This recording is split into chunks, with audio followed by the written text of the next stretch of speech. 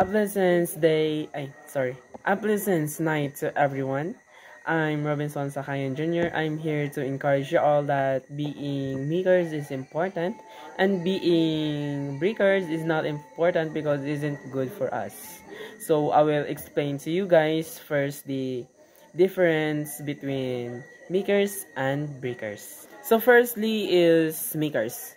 Makers means they use kind words, they listen actively, they encourage others, and they have respect. While breakers is opposite of makers, means they don't have respect, means they are disrespectful, and they can cause barriers in communication. So again, I'm here to encourage you all that being makers is important. Why? Because being makers is you can make communication easier.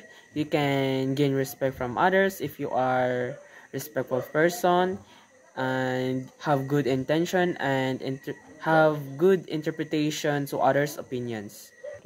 By listening actively, by being respectful, and having a kind words and encouraging others are called a makers. If you apply it to your personality, you already belong to a makers. So the other benefits of being makers is confidence. So by confidence, when you build or create something, you feel proud and capable to yourself. Then by being makers, you can encourage everyone to be a respectful person like that. You can inspire everyone and the others get motivated to try create and believe in themselves. So that's the benefit of being makers.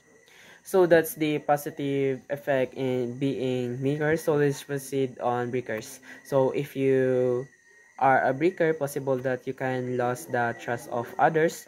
Maybe people find it hard to rely on you. So and other effect of being breakers is it can it can kills also creativity. Breakers stuff ideas instead of supporting them.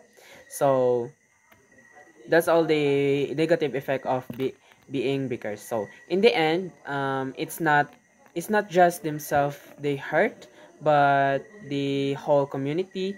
So everyone, I encourage you that if you choose makers, so you can gain a positive effect. So be a makers, not a breakers. Thank you.